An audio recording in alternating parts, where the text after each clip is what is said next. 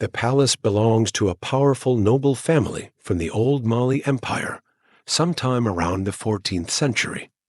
The walls are made of mud brick, but the patterns etched into them rival the finesse of Venetian palaces. Gold glints from jewelry, from belt buckles, even from the teeth of one especially smug-looking advisor.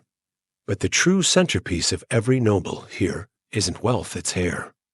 One woman, seated on a low stool, has a halo of tightly coiled loops, stacked vertically in a delicate spiral. Another has long braids interwoven with cowrie shells and glass beads, framing her face like the petals of a lotus. A child nearby sits still as a statue, enduring the first stage of a style that will take an entire day. And they do this often weekly, even daily, because hair here is more than grooming. It's a living statement. The royal mirror room, if you can call it, that is actually open to the air. The mirrors are polished bronze discs, passed from hand to hand. Stylists, often older women with gentle hands and steely patience, speak in soft tones as they work. You see them studying skull shape, discussing ancestors, referencing spiritual meanings with gestures. Historians still argue whether these elaborate styles were merely aesthetic, or if they functioned as tribal identifiers, spiritual conduits, or social contracts. The answer, most likely, is yes. And it's not just the nobles, though they get the most elaborate looks. Even servants wear their hair in neat, coated rows, each pattern a silent note in the social symphony. You spot one guard with braids shaped like the horns of an antelope, a nod to his hunting clan. Another wears two thick ropes of hair draped like earrings, meant to draw power from his maternal lineage. You resist the urge to ask for a selfie. There's something meditative about it all. No one rushes. No one checks a clock. The sun itself seems too slow down to watch. A stylist spritzes a finishing mist of clove-scented water over a newly completed crown of braids, and you realize that time is measured here not by hours, but by hairstyles. You wander toward a small alcove where a young noblewoman is getting ready for what you're told is an engagement ceremony. Her hair, still being shaped, already resembles a sculpted diorama, loops, swirls, and knots layered so precisely you could trace a family tree in them. Her stylist hums softly, dabbing her scalp with a paste made of crushed hibiscus and coconut oil. Apparently it soothes the skin and repels both dryness and, curiously, bad luck. The young woman catches your eye and smiles. She says something you don't understand, but her expression says it all. This is her armor, her identity, and maybe, just maybe, her favorite way to spend a lazy afternoon. A servant appears carrying a tray of items: thin combs, colorful threads, what looks like a pebble-studded head wrap, and, unexpectedly, a small bowl of mashed banana. You blink. The stylist nods knowingly and begins applying the banana mash to the woman's ends. Moisture and shine, apparently, and maybe a snack if things run long. This isn't Fashion Week. This is lineage made visible. These styles have been passed down like songs, like heirlooms, from grandmother to granddaughter, each braid a verse in a very quiet epic. You sit now, finally, your legs warm against the sun-baked stone. Someone offers you a cool cloth for your neck. A little boy dashes past, his head freshly shaved with a single tuft left behind apparently, a charm against nightmares. You almost laugh, then remember that this, too, is a kind of history. Somewhere, a stringed instrument begins to play a kora, perhaps, and the hum of the courtyard shifts into a lullaby. You find yourself drifting already, lulled not just by music, but by the slow rhythm of centuries brushing gently past you, like fingers in your hair. You stir, barely, as the courtyard scene fades into a new rhythm, a quiet workshop just off the palace complex, shaded by thick woven mats and fragrant with sandalwood. This is where the magic begins. Not with scissors or shampoo, with tools that are small, sacred, and sometimes worth more than gold. The first thing you notice is the sound of rhythmic shik, shik, shik as a craftswoman shapes a new comb from polished bone. It's a careful process, and you sense she's done this thousands of times before. Her tools are humble: a curved blade, a bit of charcoal for sketching the design, and her memory. Because every comb she makes is different, yet all follow a language you're just beginning to understand. These aren't throwaway plastic detanglers. No, these are heirlooms, objects of ceremony and status. One is carved from ivory, etched with a fish scale motif that represents fertility. Another, made of dense, dark wood, glows with oil and age. It belonged to a queen, you're told, and was used only on feast days. There's even a gold comb here too soft for daily use, but stunning enough to sit atop a noblewoman's head like a crown. And yes, someone once tried to wear it to bed. Briefly. You touch one of the comb's light, warm, surprisingly smooth. It's hard not to imagine the lives it's touched, the styles it's shaped, the arguments it's overheard. Because yes, these combs aren't just instruments, they're witnesses. In the hands of the palace stylist, they become keys to a coded world. Historians still debate whether such combs were personal to the wearer or shared among kin. Some argue they were buried with their owners to accompany them into the afterlife. Others believe certain high-status combs remained in circulation, used only by blood descendants, like a royal seal passed from hand to hand, literally from scalp to scalp. You sit cross-legged now, watching as an apprentice, nervous but steady, carves out the teeth of a new comb. She counts them carefully. The number must be exact. In this region, even numbers are for everyday grooming. Odd numbers? Reserved for ceremonial styling, marriage, birth, war, or when your cousin gets promoted to chief of irrigation. The master craftswoman beside her gently corrects the angle of a carved handle. It's shaped like a serpent coiled in on itself, a design believed to represent wisdom. Serpents, remember, someone murmurs behind you. You don't ask what that means. You're too content to just let it hang there. Outside, the sun shifts. Inside, the workshop remains cool, quiet, timeless. A few of the stylists begin to arrive, each selecting their own set of combs with the reverence of a painter choosing brushes. They clean them with shea butter, buff the teeth with cloth, then tuck them into ornate carrying rolls, embroidered with family sigils. One stylist shows you hers. It's worn, almost soft with use. On it are combs shaped like antelope horns, others with wide-set teeth for afro puffs, and one terrifyingly small needle comb clearly designed for micro braids that could probably trap spirits. She laughs when you flinch. Pain is temporary, she says with a wink, but perfection is forever, a motto both inspiring and mildly ominous. The stylists discuss technique. Some argue the best starting point is the crown of the head. Others swear by the nape. There's a brief, good-natured debate over a new shea bark conditioner one of them is testing. It smells like rain and cinnamon, and maybe a hint of smugness. A child comes in with a broken comb, tears streaming. Her older brother, who may or may not have been involved, trails behind sheepishly. The craftswoman fixes it with a resin made from tamarind and ground snail shell. A quick repair, and the child smiles again.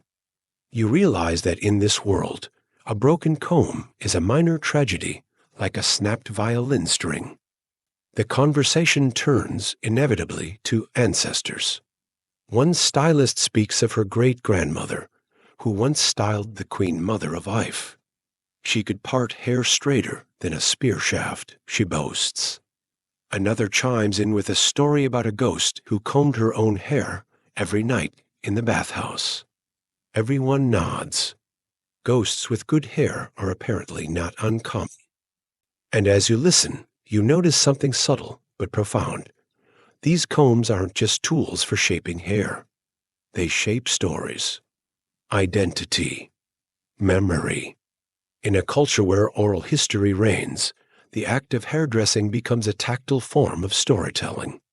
Every tooth of every comb leaves a mark, a line, a rhythm across the scalp. Like writing, like music. You glance again at the wall of completed combs. Each is different, but together they hum with a quiet harmony. A visual symphony of curves and tines of polished wood and etched symbols. Eventually, you step out of the workshop and into the late afternoon light. The palace courtyard has grown quiet nap time, perhaps, or just that sacred silence that falls after intense concentration.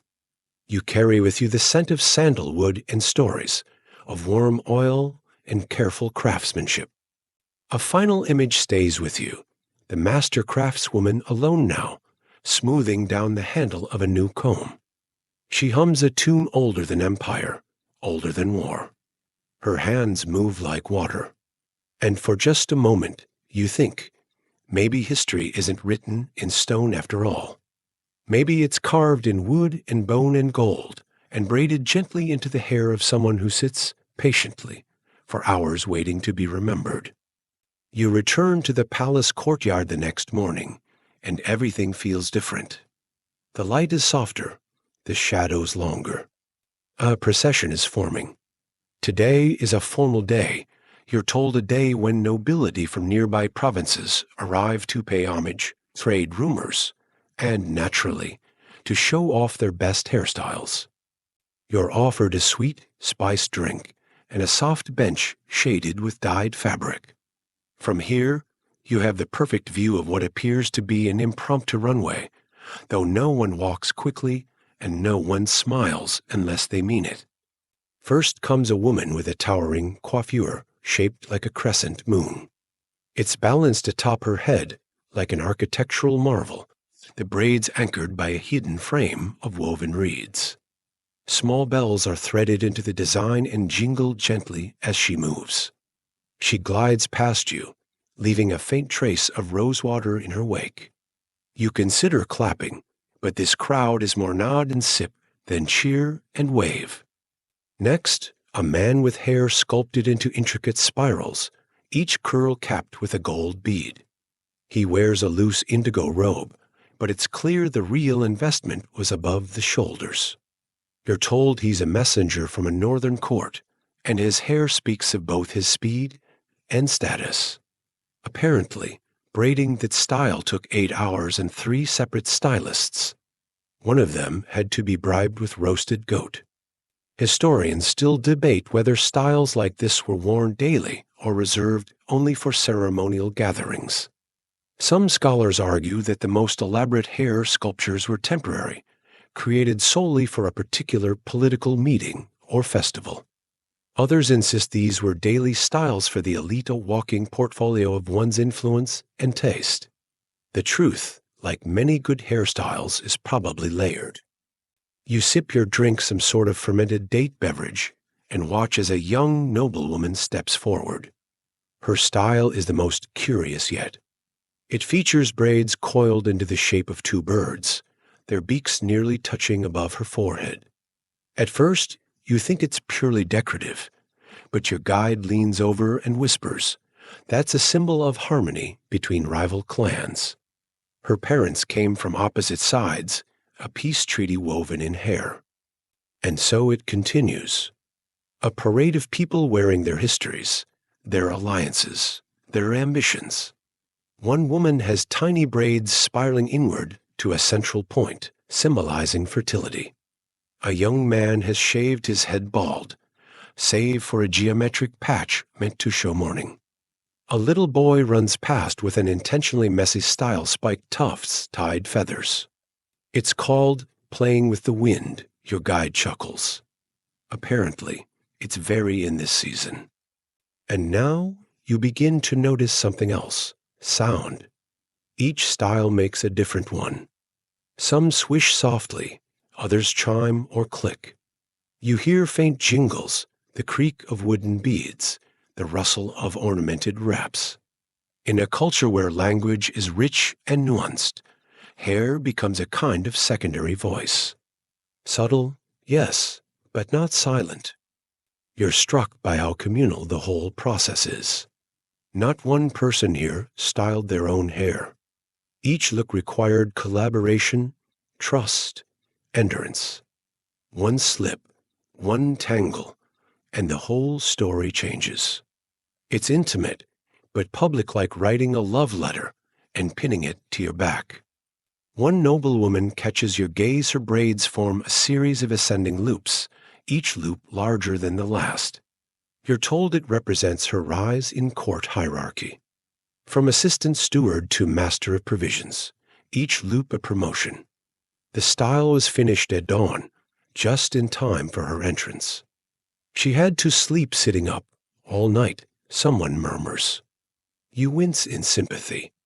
There's gentle teasing among the stylists. A middle-aged man with an especially severe updo gets ribbed for looking like a ceremonial broom. He grins and owns it apparently. The broom symbolizes vigilance and moral clarity.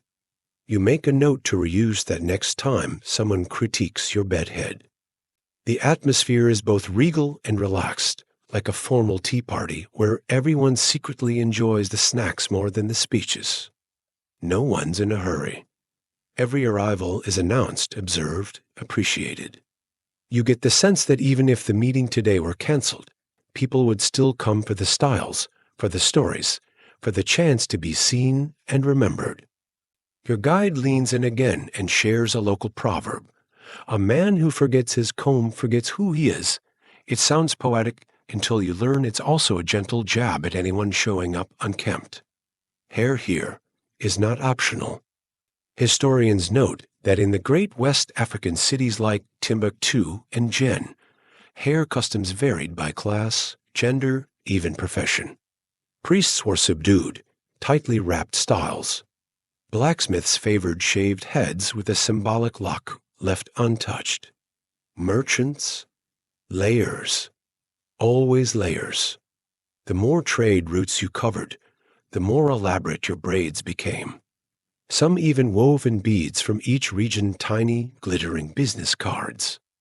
You think about modern life buzz cuts, messy buns, last-minute ponytails, and wonder what it would be like if every morning you had to wear your resume on your scalp. It's a bit terrifying, but oddly inspiring. As the procession winds down, the crowd begins to drift toward a shaded area where sweet pastries are served. One particularly elaborate style featuring 3-tiered loops and a woven net of silk threads is declared most majestic by a panel of elders. No prize is given, just the honor of being remembered, photographed mentally by everyone present. And you'll remember it all, the colors, the scents, the quiet confidence in each stride. The sense that beauty here isn't fleeting. It's archived in memory, in lineage, in the slow, deliberate work of hands that braid more than just hair. They braid meaning. By mid-afternoon, the ceremonial crowd is thinned. The air hums with contentment, drums beat slowly in the distance, and the breeze carries the scent of roasted yam and palm oil stew. You rise from your shaded bench, your legs a bit numb, and follow a small group toward one of the lesser-known palace courtyards. This courtyard is quieter, older, with walls that lean slightly from age. Here, the mood is different, more intimate, more reflective. It's where the elders gather, and not just for conversation. Today, they're participating in a rite that few outsiders ever see, the hair lineage session.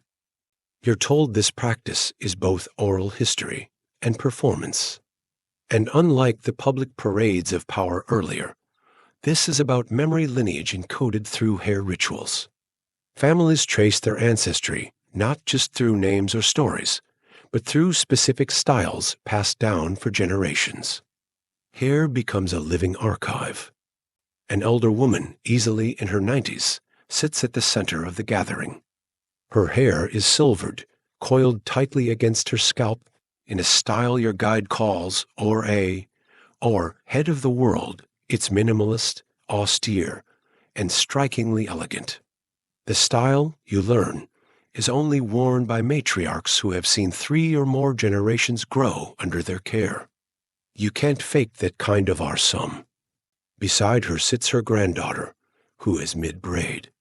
She's recreating the same style slowly, strand by strand. It's more than a tribute, it's an act of inheritance. Each motion is deliberate. Each twist of the braid, a phrase in a language only their family understands. Historians still argue whether hairline transmission of styles qualifies as formal record-keeping. Some believe it's just aesthetics passed on, but others more attuned to oral traditions say styles are mnemonic tools, like beads on a string. A style might mark the year of a great flood, a marriage across clans, or even a war averted by a well-timed marriage. You can't read it like a book, but you can feel its weight. A young man now kneels before his grandmother, head bowed. His hair is closely cropped, save for a single braid left untouched since birth. That braid, never cut, is believed to carry the luck of his family. When he turns 16, he'll be allowed to incorporate it into a full adult style, but not before the elders approve. One aunt lean, sharp-eyed, with fingers made for weaving steps forward to offer her memory of a style her mother wore when the maize harvest was once so bountiful they danced for 3 nights. The style, she says, included 5 rows of braids, tied with dyed leather strips that mimicked corn husks. She tries to recreate it on her niece's head. It takes nearly an hour. The result is messy, but undeniably beautiful. There's laughter, too. An old uncle admits that, in his youth, he once tried to mimic a warrior braid he saw on a visiting diplomat from the Sahel. He got 3 braids in before fainting from the tightness. Everyone nods with mock solemnity. We've all been there, someone says. You notice how stories rise and fall with the sound of the comb. A rhythm develops. Tug, smooth, twist, speak. Like drumming, but softer. Calmer. You wonder how many arguments were settled mid-braid. How many secrets passed between aunt and niece during a long afternoon of grooming. One older gentleman wears a head wrap instead of a visible style. Underneath, you're told, is a hair pattern called a tutu-age pattern of the market spirit. It's a style worn by merchants with ancestral ties to trade routes. The pattern resembles river tributaries, branching down from the crown of the head. You never see it, but just knowing it's there feels oddly satisfying. Your guide mentions that among certain West African cultures, hair also reflected a person's spiritual obligations. Shamans, for instance, often wore asymmetrical styles, one side tightly braided, the other left wild, to symbolize the duality of their inner worlds. Some even wove in feathers, claws, or dried herbs believed to enhance dreams or visions. And then there are the children, each with hair full of potential, each squirming, whining, laughing. Their styles are lighter, playful, often incorporating puffballs, zigzags, and little cowrie shells. One toddler wears tiny braids shaped into a crown. She toddles around like a sleepy queen, pausing every few steps to tug at the nearest adult. No one minds. She's part of the story, too. The sun shifts again, and the colors of the courtyard deepen. Indigo wraps look nearly black. Gold earrings flash more warmly, and the scent of wood smoke drifts in. Someone is roasting plantains. Your stomach growls, but you don't move. You're too wrapped up in watching a grandmother describe how, during the drought of 32, the only way to lift morale was a hairstyle shaped like a water jug. Apparently, people genuinely believed it helped summon rain, and you wonder maybe it did. Because here, style isn't vanity. It's power. It's memory. It's hope, braided tightly enough to survive famine, war, heartbreak, and the passage of time.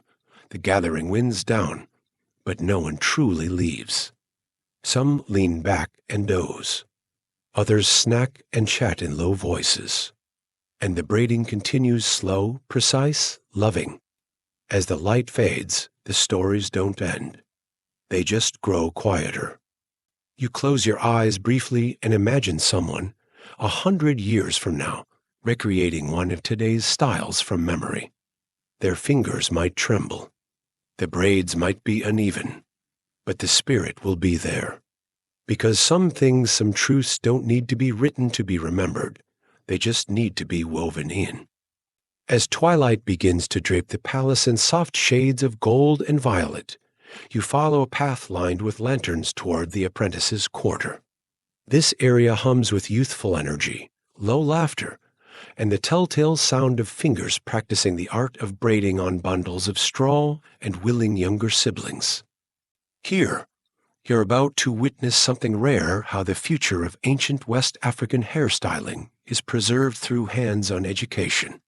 Not in books or classrooms, but in shared porches, quiet courtyards, and the practiced movements passed from elder to child, like sacred choreography.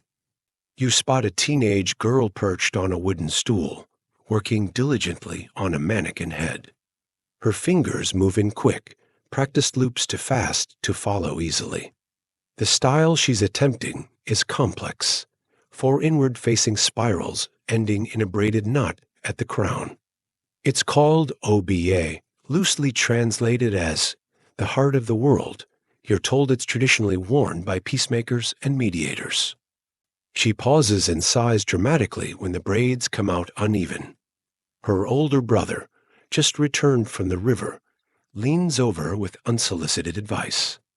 She waves him away with a smile, then immediately uses one of his tips. Sibling pride is a delicate thing. A soft-spoken instructor oversees a group nearby. She's been braiding hair for 40 years, and when she speaks, everyone listens, even the roosters fall silent. She tells them that hair is the canvas of the ancestors. A bad braid, she says with a wink, is not a crime. But a braid with no story? That's unforgivable. Historians still argue whether young people in the pre-colonial empires were trained in a formal apprenticeship system or learned informally through community osmosis. Some accounts describe dedicated guilds of stylists, often women, who passed down guarded techniques like family recipes.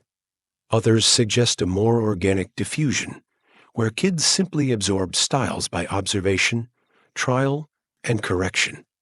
Either way, you quickly realize this is no hobby. It's craft. It's survival. In a world without digital archives, a lost technique is gone forever. And these apprentices aren't just learning how to plait, they're learning how to remember. One group of boys works on styles that mimic animals' panther tails, scorpion curves, ram's horns. These are often worn by warriors or hunters who believe the spirit of the animal can be channeled through its form. You watch a particularly proud apprentice complete a lion's stride pattern.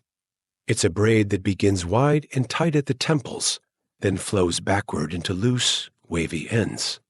Very dramatic. He stands back and announces, "Behold." The roar, everyone groans, but you notice more than one kid takes a photo with their mind. Nearby, another group of girls is practicing the sacred ladder style. It's a pattern of vertical braids rising from the nape of the neck, like rungs up the back of the head. Each rung represents a lesson learned, a hardship survived. Legend says a woman once braided this style while grieving, and by the time she reached the top, she had healed. A walking prayer, one knot at a time. The instructor pauses beside a quiet child, barely 7, struggling with a puff braid. She kneels beside him and gently takes his fingers, guiding them through the motion. "Not too tight," she murmurs. "Hair is strong, but people are not threads. You store that away, it feels useful in more than just hair." A surprising number of boys are here. Your guide explains that in certain West African cultures, male stylists were not only accepted, but revered. Particularly in courts where symmetry and sacred geometry mattered deeply, men were often chosen for styles that demanded rigorous technique. Some wore stylist rings made of polished bone, a sign of rank in the guild. You're led to a bench where young stylists in training are working from memory alone, no references, no instructors. The challenge? Recreate a hairstyle last seen on a matriarch 5 years ago at a harvest ceremony. The only clues? A blurry sketch and the phrase, like the setting sun behind a market basket. One girl squints at the sketch, then begins her version. Wide loops on either side of the head, tapering into a low braided net. It's convincing, maybe even accurate. Or maybe it's a new style altogether, accidentally born.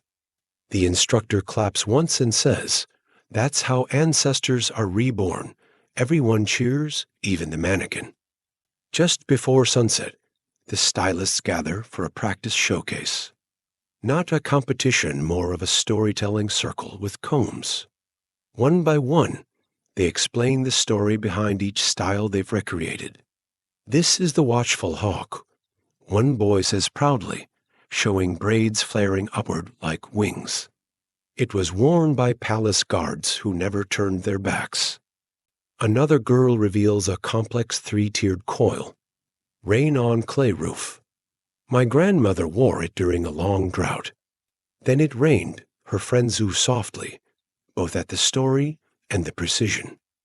The air turns cooler, and someone starts a soft drum rhythm.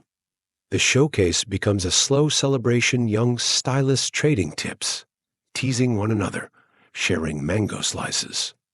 A toddler dozes on her sister's lap, her freshly braided hair still glistening with oil. You lean back against a low wall, letting it all soak in. The wisdom of fingers, the patience of braids, the way history can wrap around the head and whisper, "Don't forget me." Because here, history isn't written in ink. It's twisted gently into hair, held with pins and prayer, and passed on, not through lectures or scrolls, but through the warm hum of an evening courtyard, the quiet persistence of tradition, and the steady hands of those who remember. The sky has darkened now, deep indigo stretching over the rooftops like dyed cloth drying on the line. You follow your guide deeper into the residential quarters of the city, less regal, more everyday. This, they tell you, is where hairstyles take on another life.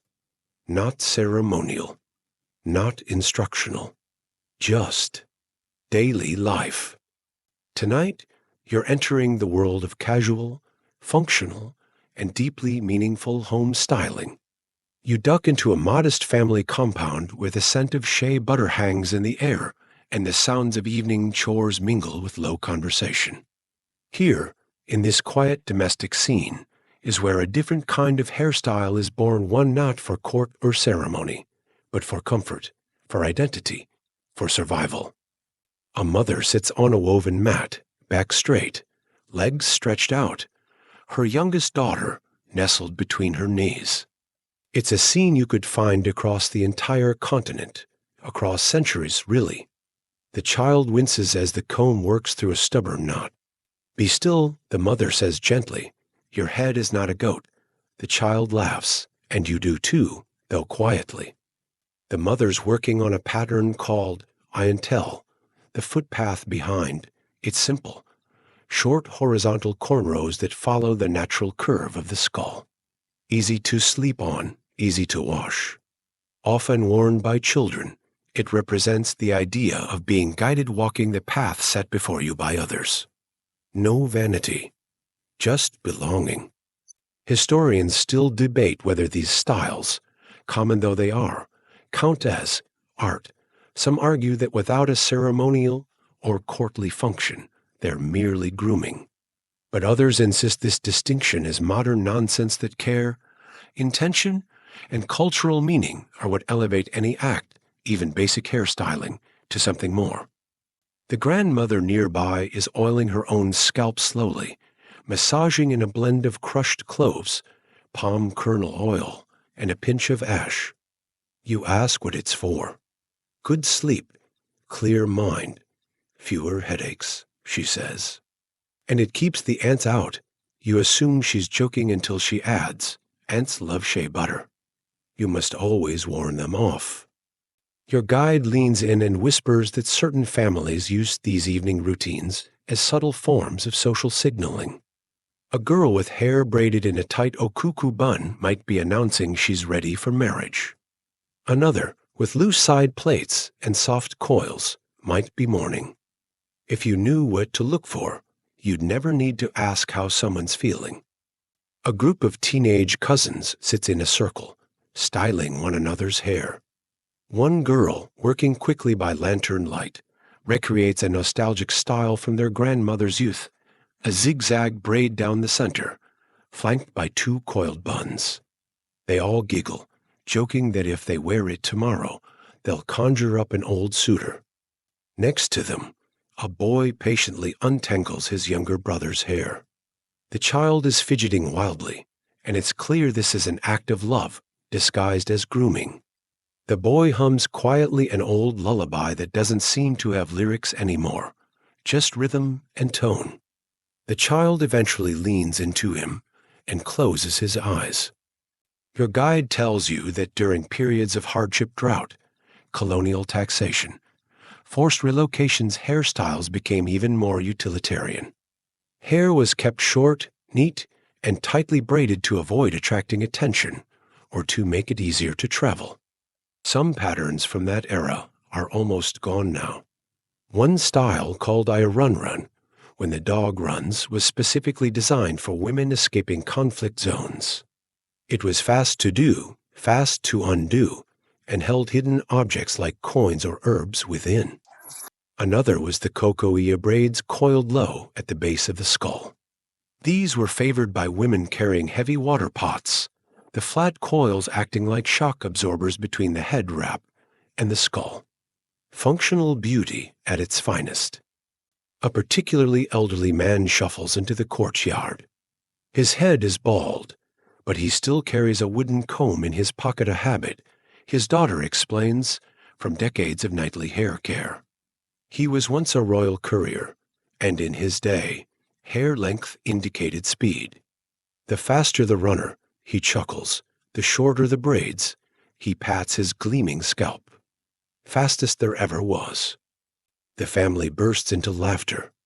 Someone fetches him tea. You watch as he takes a sip, then absent-mindedly combs the air above his head, still honoring the ritual long after the hair is gone. Thay Mesite của he styling easy few etc qua 7cc đến routine that anchor people, that the man thèm up hotel, even when no one is looking. Anh mặt tờ giading hồn hay before bed mắt bè bờ giang. Anh fatalaning tauto easy hisi daughter esi pop mắt bè healing something oh and what la si bito in them. And of course, there are moments of vanity too. A young woman smears her edges with a mixture of honey and lemon peel, tying a silk scarf over her forehead. Tomorrow, she's going to the market to accidentally bump into a boy she hasn't stopped thinking about since the Yam Festival. The edges must be sharp, she says. He will fall like a tree. By the time you prepare to leave, the courtyard is quiet. Children have dozed off mid-braid. The lanterns flicker. An aunt gently pats down the final puffball on her niece's crown and whispers, "Even the moon likes symmetry," and you realize this is not just grooming. It's intimacy. It's preparation for the next day's anones. It's love transformed into patterns, twists, oils, and time. And somewhere in that soothing repetition, the tug of comb-through hair, the quiet laughter, the old man combing nothing at all, you feel the presence of something ancient and undisturbed. Tonight, your journey takes a slightly different turn as you wander through the outskirts of a once bustling trade town. The stars overhead are generous, scattered like millet on dark cloth, and the night air is thick with the scent of wood smoke and something sweet, maybe tamarind. You're here to explore a curious phenomenon, how ancient West African hairstyles were influenced not just by local traditions, but by distant travelers, foreign merchants, and diplomatic exchanges along sprawling trade routes.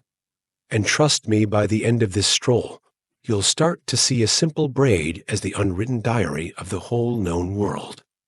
The market is closed now, the stalls packed away, but you can still picture it in daylight. Bright indigo cloths flapping in the wind, camel bells jingling in the distance, and multilingual bargaining echoing like music. For centuries, this place sat at the crossroads of the Sahel, where gold, cola nuts, and salt moved alongside ideas, religions, and hair trends. Your guide chuckles softly and points to a dusty painting on a wall, faded but detailed. It shows a royal bride from the 14th century wearing a hairstyle that doesn't quite match her region. The braids spiral in a manner similar to Moroccan Amazigh styles, with small silver charms tied at the ends. Her father, the guide explains, wanted her to look worldly. Historians still argue whether these styles were adopted out of admiration, status signaling, or simply convenience. The Sahel, after all, was not isolated. Merchants from North Africa, Arabia, and even southern Europe traveled here, and along with spices and silk, they brought new grooming techniques, comb designs, and scented oils that made their way into local routines. You pass an old house said to belong to a 15th century perfumer who specialized in hair oils blended from imported frankincense and native shea. His most popular recipe? A blend so fragrant it allegedly convinced a visiting diplomat to prolong his stay by a month. That diplomat later wrote about the scented, gleaming heads of local nobility, as if they were statues of polished obsidian.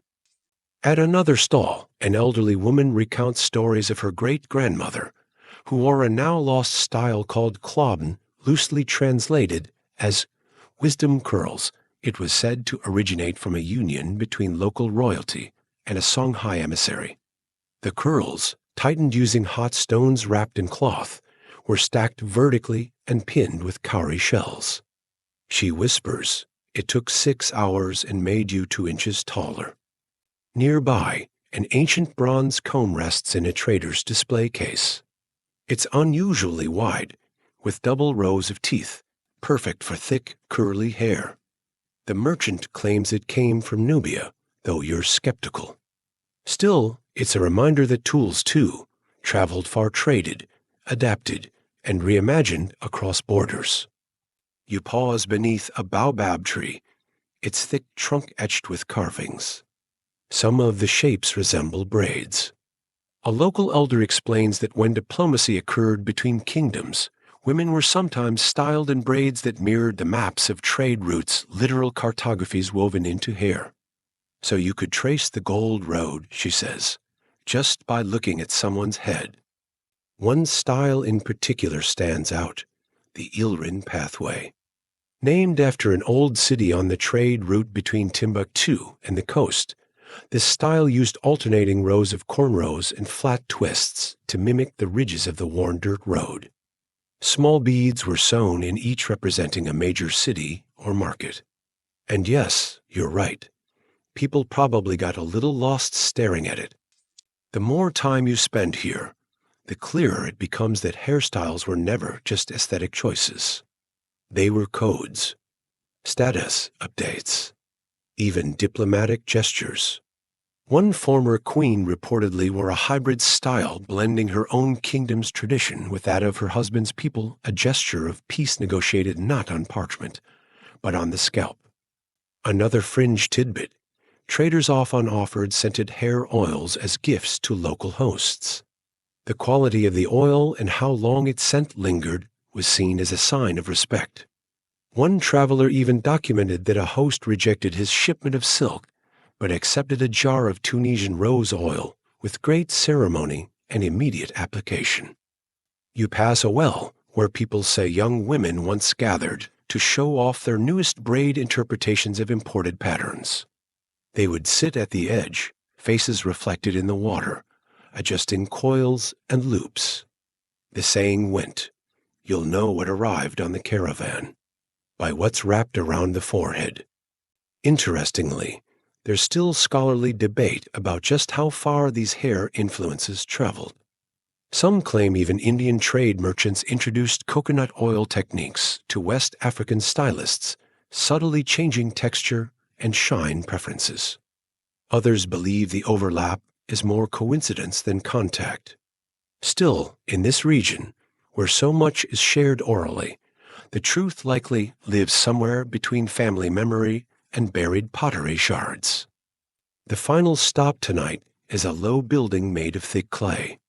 It's locked, but you peek through a gap and glimpse rows of carved heads mannequins of sorts, used by stylists to practice foreign braid patterns. Some bear Nubian topknots, others resemble Fulani looped braids, and a few are adorned with strange zigzag partings you've not yet seen in person. These, your guide whispers, are the ancestors of international style. As you make your way back to the heart of the city, you can't help but feel the enormity of it all. That something as personal and tactile as hair could carry echoes of conquest, diplomacy, flirtation, and faith. That a simple braid might have been copied from a merchant's wife. That oils pass through more hands than gold. And maybe, just maybe, your own style carries fragments of a trade route, a dusty market, or an old flirtation beneath a baobab.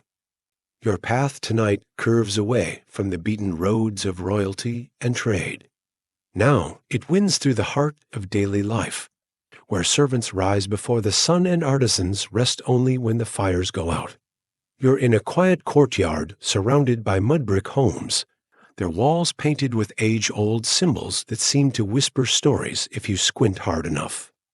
Here, you're about to discover the lesser seen side of hair in ancient West African life, not among nobles or warriors, but among everyday people.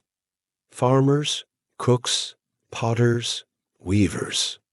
The ones whose hairstyles were not etched into bronze or carved in stone, but remembered in song, story, and the gentle rhythm of morning grooming routines.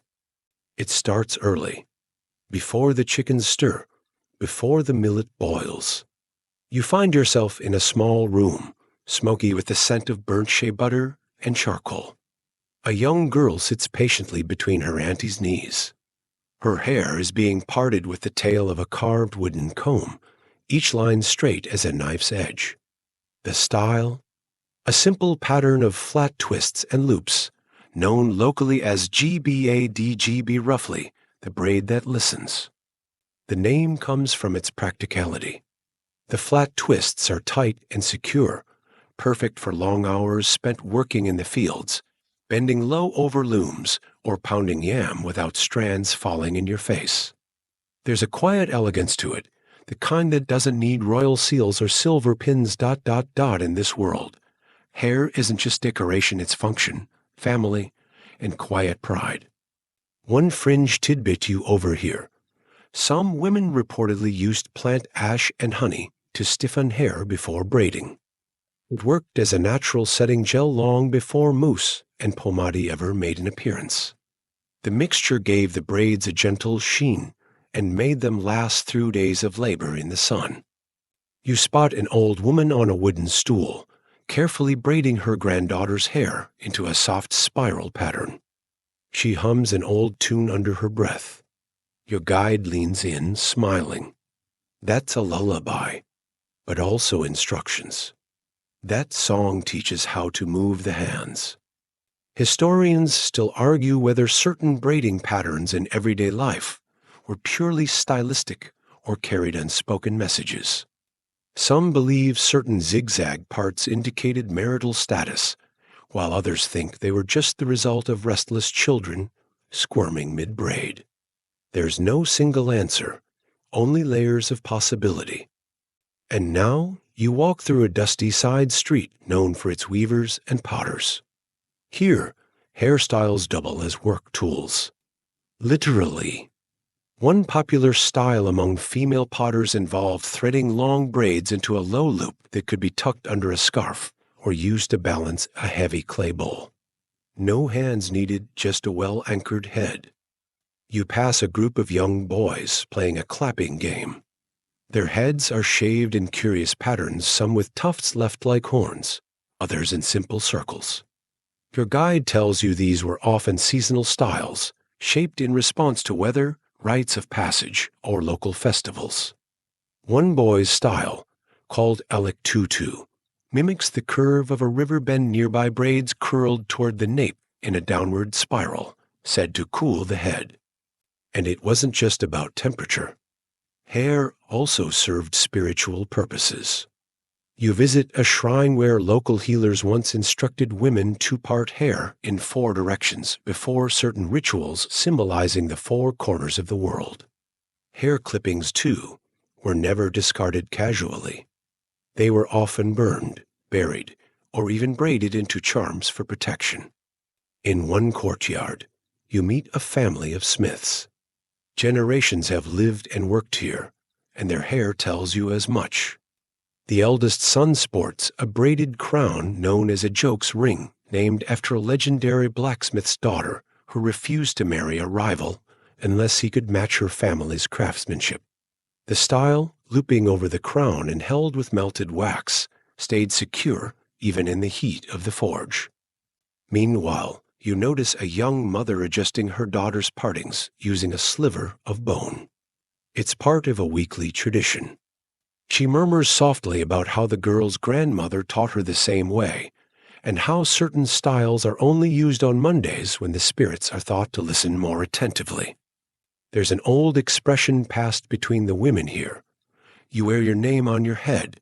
It means your family, your village, your faith all are visible in the way your hair is arranged.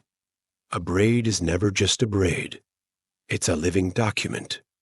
One quirky belief floats through the air, too soft to confirm but too fun to dismiss, that a girl whose braids unraveled by midday was destined to be a rain caller. Whether coincidence or prophecy, she'd often be tasked with dancing before storms. And wouldn't you know, it usually rained. As the sun dips low, you sit in a quiet corner and watch a group of girls styling one another's hair with practiced ease. No mirrors, just muscle memory and trust. They laugh, sometimes tease, but mostly move in a rhythm that seems older than the village itself. Hair here is a timekeeper. It shows you the day of the week, the season, the next harvest. It tracks grief and joy alike. It's why widows once wore their hair in flat, undecorated patterns. Why new mothers often left a braid undone in invitation for help, or simply a reminder that they hadn't slept in a week. And all of it, all this careful artistry, happens quietly. No royal procession, no diplomatic mission. Just hands moving through hair, hour after hour, shaping identity from strands of coiled black silk. You lean back against a mud brick wall, the cool clay pressing against your spine, and let it all sink in. You think, maybe tomorrow, you'll remember the GBADGB braid. Not because it was the most glamorous, but because it was the most loved. You awaken, figuratively, to a low hum rising from a forest clearing at the edge of a city once called Ife. Or maybe it's Oyo, or a lesser-known center of Yoruba trade. It's hard to say now. The sun is already warm, casting golden light over lacquered wood carvings and woven cloth dyed the color of eggplant and soot. You're here for something special today, the festival braids. These are the bold, the wild, the unapologetically dramatic hairstyles reserved for sacred events, harvest celebrations, and moonlit dances that blur into dawn. You spot a woman being carefully prepared in a shaded hut, her scalp sectioned into a dozen intricate triangles. From each segment, her hair is braided outward and upward, then looped into spirals held aloft by thin reed rods. The final result towers nearly a foot above her head, a halo of concentric circles. It's called RPN, a style reserved for the Feast of First Fruits. It symbolizes rebirth, and to wear it improperly is said to invite spiritual confusion. Around the clearing, others are just as spectacular. One man's hair is styled into a basket shape, each braid curved and interwoven, mimicking the tools used in yam harvests. Your guide chuckles softly. His mother was a market chief, this is his tribute. The air smells of burnt orange peels, palm oil, and sweet wood smoke. Dancers move with deliberate slowness, their beaded headdresses rattling in rhythm with their steps. But underneath, their hair holds just as much storytelling. Some patterns represent river spirits, others clan totems. One design features parallel braids running down the center of the scalp, said to mimic the tracks of antelope across dry savanna. Festival hair is not an afterthought. It's the main event. Preparation can begin weeks in advance. Elders supervise. Apprentices assist. Entire families may gather to help. And if someone gets it wrong, well, they'll hear about it for months. Maybe even have to make amends with a goat offering and a very public apology. Here's a fringe tidbit for you. One historic style in the Hausa speaking regions involved weaving in gold thread, actual thread, hammered and twisted by local metalsmiths. It wasn't purely decorative. During certain moon ceremonies, it was believed that gold would reflect the ancestors' gaze and keep mischief spirits at bay. You pass a child sitting on a mat, patiently enduring our 5 of hair prep. Her mother, unbothered, hums softly while shaping the girl's hair into the 3 rivers pattern. Each braid curves like a waterway, converging at the base of the neck. Historians still argue whether this design references specific rivers, the Niger, perhaps, or local tributaries, or if it simply celebrates the beauty of flow and convergence. In one corner of the festival grounds, you find an elder recounting the great plate contest of Old Noop. She claims, with a mischievous twinkle, that 2 rival queens once competed to outdo each other in hairstyle, height, and complexity. Supposedly, one used bird feathers and cowrie shells, while the other balanced a miniature replica of a calabash bowl atop her head, anchored by an elaborate underbraid. No one remembers who won. The story ends in laughter and chewing cola nuts. Festival hair isn't just about showing off, it also honors ancestors. One widely respected style, the echo of the matron, is worn only by elder women during funerals and ancestral rites. It consists of low-set braids woven into an infinity symbol, tied at the nape with dyed raffia. It is said to echo the cycle of life: work, rest, return. And let's not ignore the men.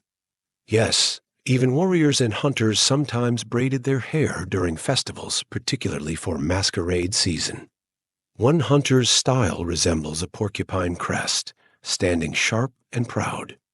Your guide tells you that's to show he's untouchable, and whether spiritually or socially, no one seems eager to contradict him. A quirky belief you hear whispered while sipping spiced groundnut brew. If your festival braids fall out during a dance, it means someone in your family told a lie that week. Naturally, this inspires very secure knotting techniques and lots of accusatory side-eye at uncles. As night falls, the tempo rises. Drums thump in a hypnotic circle. Dancers spin, skirts fly, beads click, and hair sways like reeds in the wind. You catch sight of a young man with a braid shaped like a rising flame. He's painted from brow to jaw in red ochre and wearing no shoes. His hair was done by his grandmother this morning, with fingers that remembered more stories than they could tell. You sit near the edge of the circle, cross-legged, the dust warm under your palms. Everywhere you look, hair is alive. It sways. It bends. It whispers lineage and longing, pride and playfulness. These festival styles are walking poems, ephemeral sculptures that live for one day, then vanish in the steam of tomorrow's headwash. And it's not over yet. In the hush that follows the last drumbeat, people gather in quiet clusters. The elders nod, satisfied. Children rub their scalps, already missing the weight. One woman slowly removes a shell from her braid and presses it into your hand. For dreams, she says, you don't speak, just smile, and feel the shell's smooth curve in your palm as the stars blink into view. The next stretch of your journey takes you down a quieter path, literally. You walk barefoot now, the earth beneath you dry and warm, as you follow a trail toward a secluded village nestled between forest and floodplain. This is where the initiates live. Not forever, just for a time. And it is here that hair becomes more than expression. It becomes a rite. You're entering the world of initiation hairstyles, the symbolic cuts, shavings, and braids that mark a transition from one life stage to another. Childhood to adulthood. Apprentice to master. Unmarried to married. And sometimes life to death. Tonight, you arrive just after dusk. Fires flicker across the village as drums tap a slow, low rhythm that feels more like breath than sound. A young girl walks past you in silence. Her head is shaved clean, except for a single, deliberate tuft above the crown. It's not for fashion. This is her D.N. bar, her first celebration, the beginning of her adult identity within the community. Your guide murmurs beside you, each hair left behind is a word she's still allowed to say. The meaning? She's in a period of silent learning. For the next moon cycle, she'll listen more than speak, serve more than ask. And when her braids are restored, woven back by her aunts and mentors, they'll carry stories only initiates understand. Across the clearing, boys sit in a circle. Their heads have shaved in geometric shapes. It's not random. Each line, each exposed patch, marks what they've completed.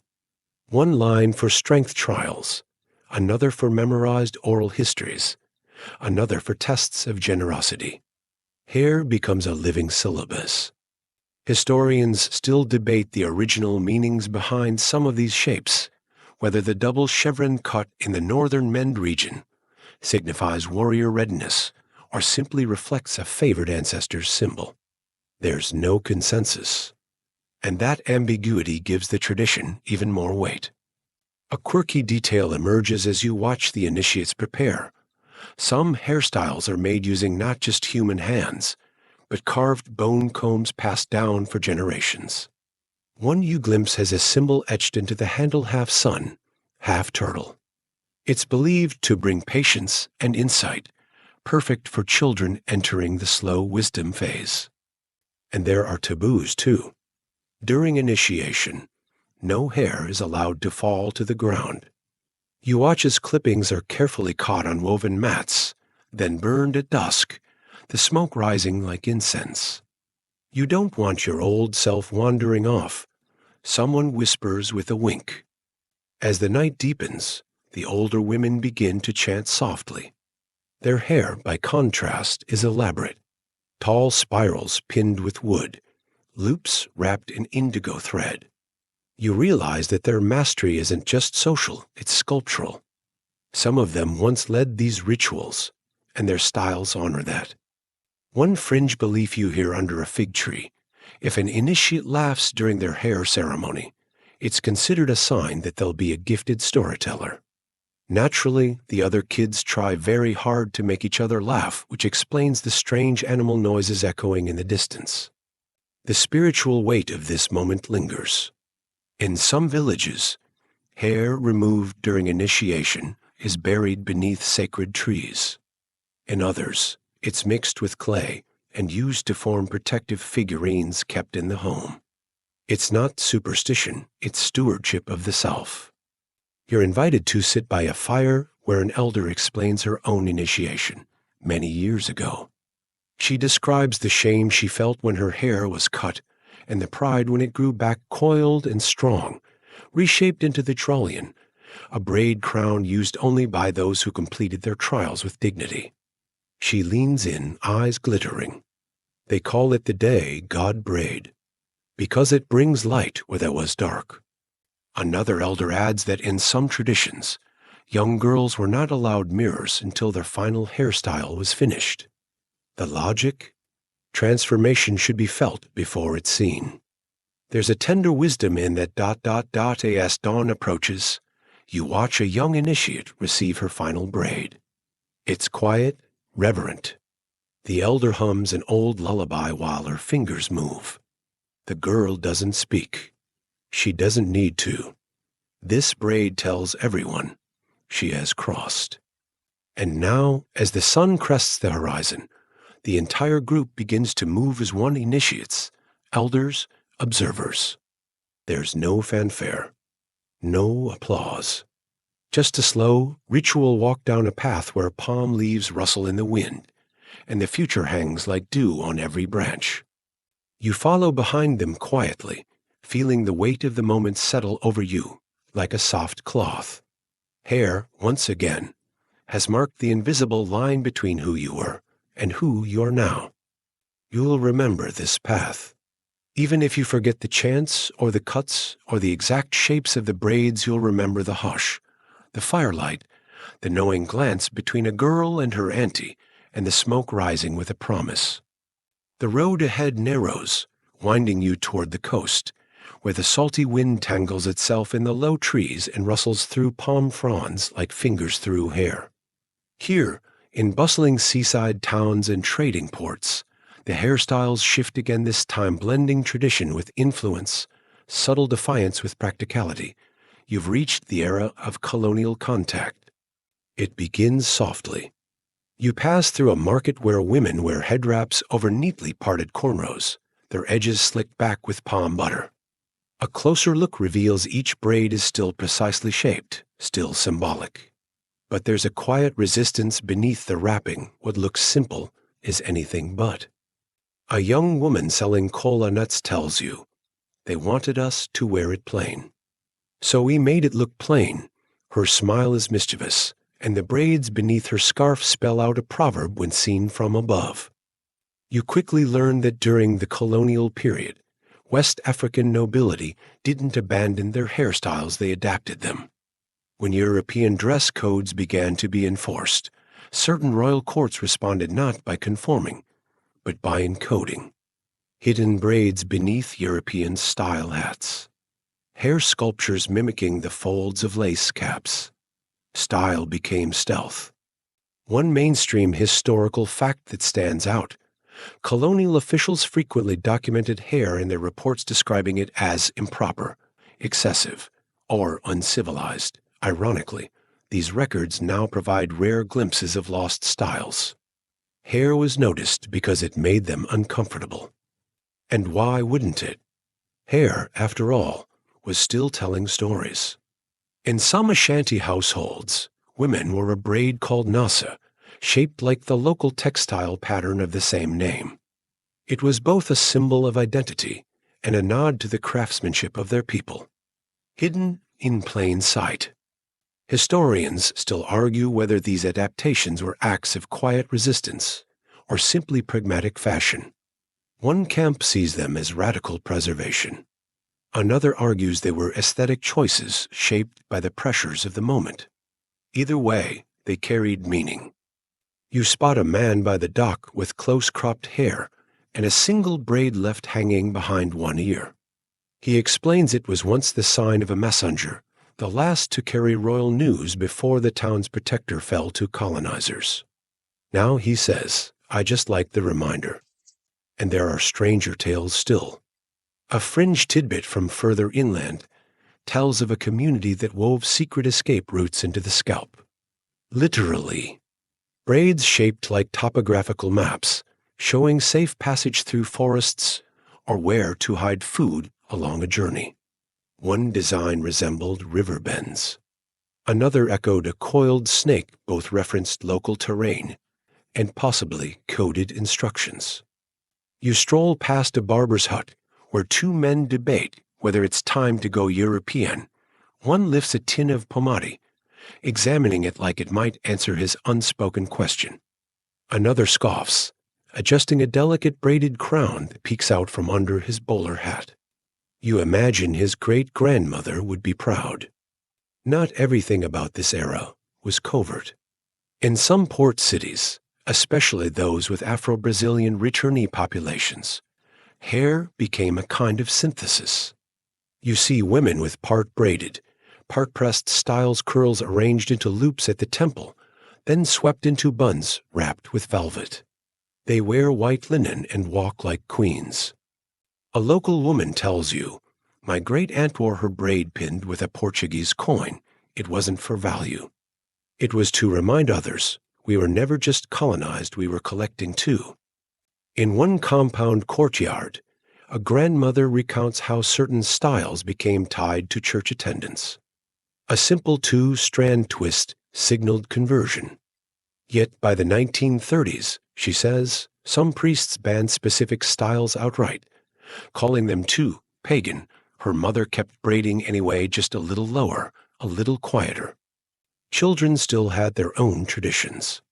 One child you meet has 6 thick braids clustered at the back of the head, a colonial-era play style called monkey paws.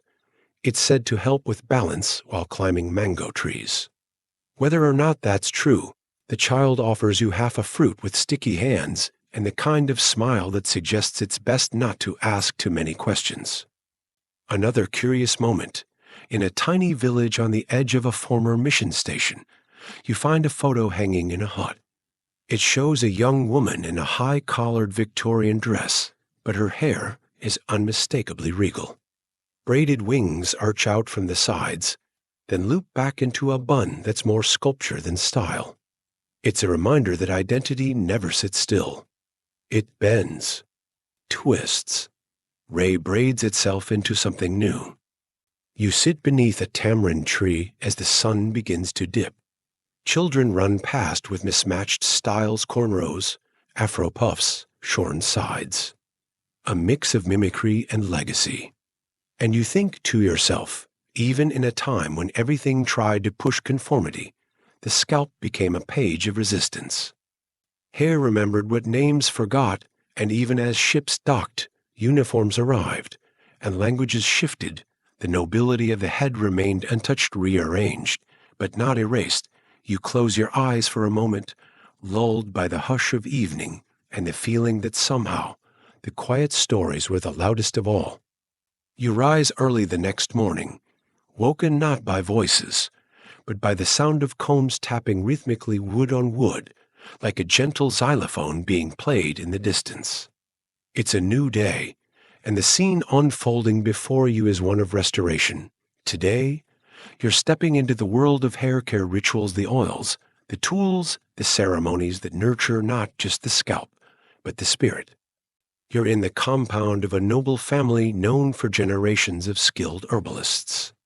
Their courtyard smells of roasted shea nuts and the faint citrus scent of lemongrass leaf water steeping in clay pots.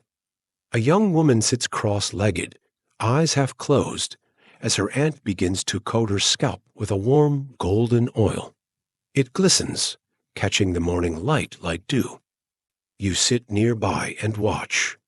The oil isn't just any concoction, it's a family formula passed down for over 150 years, made of shea butter, tamanu oil, dried hibiscus petals, and ground clove. It's said to strengthen hair, ward off dryness, and calm the mind. You're offered a bit on your fingertips. It smells like spice and sun. The process is slow. First, gentle parting. Then, thumb and forefinger massage each section of the scalp. You're told that if a person sighs during this part, their body has accepted the care. You test it. Sure enough, after just watching for 10 minutes, your shoulders drop and you feel like melting into the earth. Historically, nobles had full-time attendants responsible for hair maintenance. Not just for aesthetics, but because hair health was believed to mirror internal balance. A dry scalp could signal grief. Dull hair might reflect spiritual fatigue. One elder leans toward you and whispers, "You can lie with your face, not with your roots." It's not just women receiving care. You walk through another courtyard and find a man reclined in a carved wooden chair, eyes closed, as his younger brother picks out his afro with a wide-toothed comb made from bone. Beside them is a pot of coconut oil and a horn spoon. The ritual is the same: respect, rhythm, rest. Historians still argue whether these rituals were strictly class-based or more widespread. Some suggest that commoners practiced similar routines, but with different materials: ground okra for slip, or cow fat mixed with ash for sealing and moisture. Others argue the nobility had more elaborate ceremonies involving drums, chants, and even prayers to ancestor spirits. Truth probably lives somewhere in between. One quirky tidbit stands out in the courtyard gossip. In a few West African coastal communities, it's believed that your hair grows faster if you speak lovingly to it during oiling. A young girl demonstrates, whispering softly to her ends, "Grow well, little roots. Be strong." You try not to giggle, but honestly, it sounds pretty convincing. You're shown the combs of rank, intricately carved tools once gifted to young noblewomen upon marriage. One features tiny gazelle horns at the handle.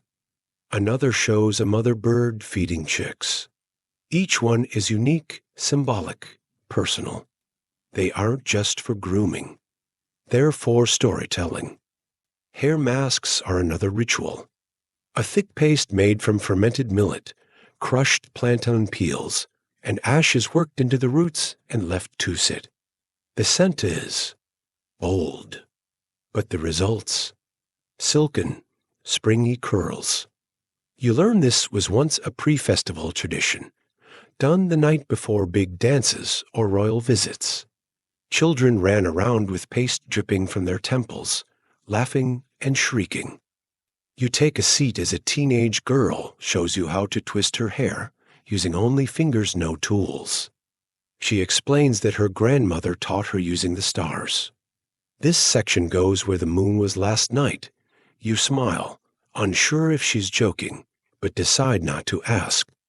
And then there's head wrapping, an art form in its own right. After oiling and styling, many women finish their look with long strips of fabric, folded and layered in impossible shapes. One wrap mimics a butterfly, another looks like a crown in mid-flight. It's a hat, a mirror and armor, someone says. You believe them. You're offered a wrap to try.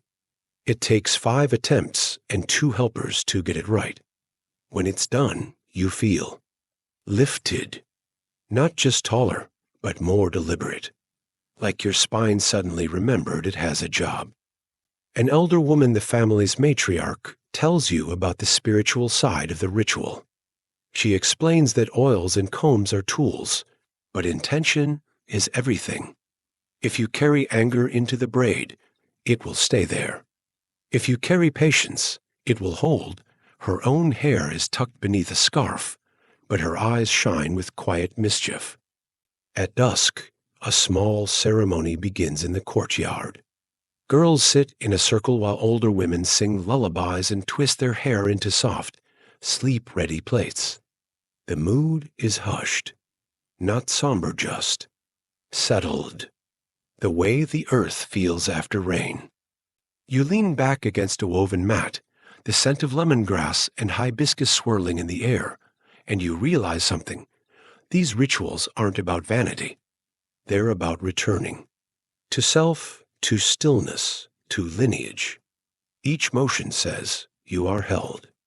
You are known, even now, in the quiet heart of this evening. Someone is still combing, still caring, still remembering that the crown is not worn, it's grown. The soft murmur of conversation drifts across the morning air as you find yourself walking through a village nestled between dense forests and open savanna. Here, you discover the fascinating connection between hairstyles and social status, a kind of silent language woven into every braid and coil. You watch as a young boy approaches an elder, his hair shaved close except for a single twisted strand at the crown. The elder nods approvingly. This small, deliberate detail marks the boy's initiation into a respected youth society, an ancient tradition still alive today. The patterns of hair were not just decoration. They were passports, identity cards, and family trees all rolled into one. Different communities had distinct codes. In some places, the length of a braid indicated how many seasons a man had spent away on hunting or war. In others, the color of a hair dye hinted at tribal alliances or achievements. One of the more mainstream historical facts you'll find here is that the Yoruba people of present-day Nigeria often styled hair in elaborate geometric patterns that could take hours to create. These styles were both a form of art and a public declaration of lineage and status. Yet, there's a quirky and lesser-known tale. Among the men of Sierra Leone, some hairstyles incorporated tiny shells or beads, each color symbolizing a specific trait like bravery, wisdom, or kindness. Some scholars believe this was an early form of coded communication, much like Morse code, but far more beautiful. Historians still argue whether these symbols evolved purely from cultural expression, or if they also served practical purposes like distinguishing friend from foe during times of conflict, or facilitating arranged marriages by signaling availability and social rank. As you walk past groups of women chatting and braiding each other's hair, you notice a recurring style called the Tree of Life. It features multiple thin braids radiating upward, ending in curls that resemble branches. The style represents growth, fertility, and continuity, an ancient metaphor worn proudly on the head. A local storyteller shares a curious detail. Once, during a drought, a noblewoman's intricate braid was said to have called the rains. She performed a ritual dance wearing her hair styled as a swirling cloud. Whether magic or myth, the tale has endured for centuries. In another corner of the village, you glimpse a man with a bold hairstyle, a shaven head save for a tall mohawk of dyed red hair. He tells you it's a modern adaptation inspired by his ancestors who shaved their heads before battle to show fearlessness and unity. The debates among historians about how much modern styles borrow from traditional codes swirl quietly around you. One side claims contemporary fashion often misses the deep meanings behind these practices, reducing them to mere aesthetics. The other side argues that culture is always evolving, and new styles are just another chapter in a long story. You notice how these hair languages also intersect with gender roles. For example, certain styles were reserved exclusively for men during rites of passage, while women's braids might reflect marital status or fertility. But even here, exceptions abound, like the warrior queens whose braids defied convention. A child's laughter pulls your attention. A little girl braids her doll's hair with painstaking care, mimicking the styles she sees around her. You realize that this tradition is not just preserved by adults, but lovingly passed on to the next generation, a living heritage. As the sun sets, casting a warm glow on the village, you feel the quiet power of these hairstyles not just as fashion, but as a living archive of identity, community, and memory. Each braid, twist, and coil tells a story waiting to be heard. You close your eyes and imagine the countless heads that have worn these styles through centuries: nobles, warriors, healers, children, all carrying their history in their hair. The air feels cooler as you move toward a serene riverside settlement where the morning mist clings softly to the water's surface. Here, the relationship between hair and spirituality takes center stage, weaving an intimate tale of belief, ritual, and connection to the unseen. You notice that many women and men alike wear their hair in styles meant to honor ancestors, gods, or natural spirits. In this place, hair isn't just personal, it's sacred. You watch a group gathered by the water's edge, performing a quiet ritual. A woman gently parts her hair into intricate sections, tying each one with strips of red cloth. She explains that the red symbolizes vitality and protection. When worn this way, hair acts as a conduit, linking the physical world with the spiritual realm. Historically, it's well documented that among the Yoruba and Dahomey peoples, hair was often involved in ceremonies offered to gods, braided during rites of passage, or styled to reflect one's spiritual journey. It's not just decoration, but a living prayer. A more curious and lesser-known tradition comes from the Fon people of Benin, where it was believed that cutting a child's hair before their first birthday might sever spiritual protection, making the child vulnerable.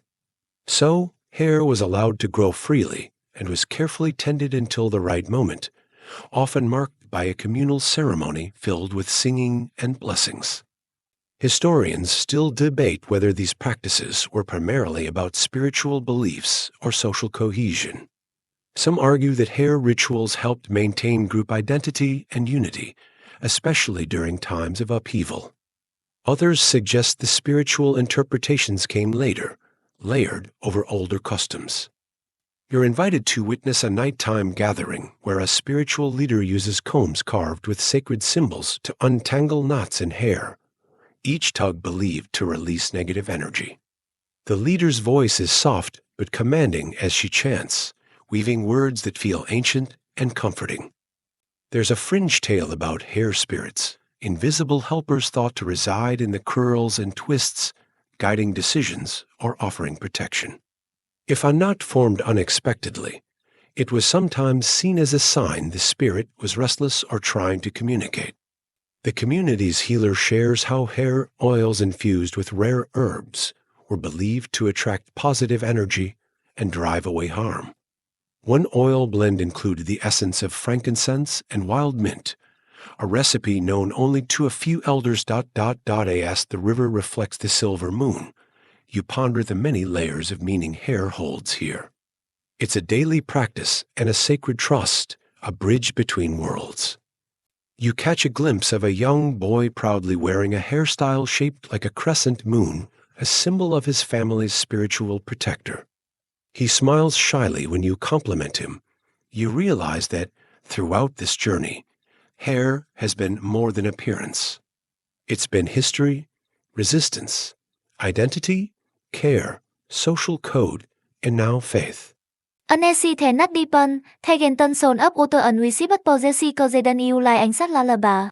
As the days pass, you begin to notice how hairstyles so varied, so expressive are never just about the individual. They're collective memory, inscribed in form and texture. In this final stretch of your journey, you explore how these styles have evolved, endured, and even re-emerged far beyond their original homelands. You find yourself in a modern West African city bustling, bright, and humming with life. Street vendors call out softly, the aroma of sizzling groundnuts curling into the air. And yet, amidst the concrete and neon, tradition endures. Young people sport styles that echo ancient codes, braided crowns, coiled halos, clean-shaven temples paired with dyed tips. What might look new is often very old. One mainstream thread runs strong here: the resilience of culture through colonization and diaspora. Despite pressures to conform, many communities held onto these styling traditions in private spaces, homes, churches, underground salons, until they could once again be worn proudly in the open. A lesser-known story comes from colonial Ghana, where missionaries tried to impose European grooming standards. In response, local women began secretly braiding resistance symbols into their hair, designs that said, "We remember who we are." Historians still debate the extent to which these hair traditions were suppressed or simply adapted. Some say the colonial disruption created a pause. Others argue it sparked even greater creativity, forcing styles to adapt, merge, and survive. In a quiet library filled with old photo albums and yellowing style guides. You page through images of regal hair from the 1920s and 30s styles influenced by both tradition and modernity. Each decade added something new, but never fully erased the old. Then comes the diaspora. As you drift across time and space, you follow the threads of culture into the Americas, where enslaved Africans preserved hair customs in coded braids and ritual grooming. Some plantation owners banned hair coverings. Some mandated them, but still, Styles persisted beneath scarves and behind closed doors. There's a moving anecdote about freedom maps, complex cornrow patterns worn by women in Colombia that outlined escape routes for the enslaved. While debated among scholars, the story has captured imaginations, showing how hair might have held literal paths to liberation. In Harlem during the 1920s, you pause at a mirror in a black-owned salon where stylists blend West African artistry with jazz-age glamour. Finger waves meet crown braids, pomade replaces palm oil, but the lineage is clear. By the 1970s, during the Black Power movement, natural hair became a proud political statement. The afro stood tall as both symbol and shield, echoing the spiritual volume once reserved for the nobility of Benin or the Ashanti. Modern stylists share how they study historical techniques, replicating 15th century Fulani patterns with contemporary flair. Social media, too, has become a digital griot, preserving and broadcasting heritage styles to millions.